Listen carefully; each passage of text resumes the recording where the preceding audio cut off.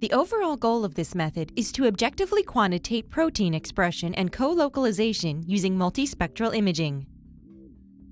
This method can help answer key questions in the basic research and diagnostic pathology field, such as how proteins change expression and localization after treatment or in disease progression.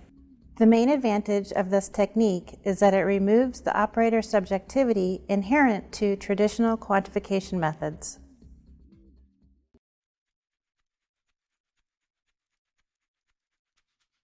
To begin the quantification process, open the multispectral imaging software to build a spectral library from previously prepared control slides stained with individual chromogens and the hematoxylin stained slide. Next, open an image cube acquired from a control slide and select 4 to 5 positively stained areas to optically define the chromogen. Repeat the steps with image cubes from other control slides until a complete spectral library representing all chromogens is created, and then save the spectral library. Begin a new project within the multispectral imaging software by selecting Multispectral or .im3 for the image format option and Brightfield for the sample format.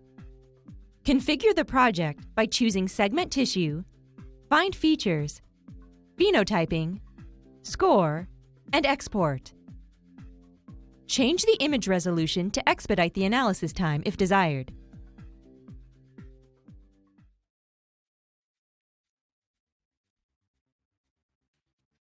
Import the previously created spectral library and select all chromogens to be included in the analysis.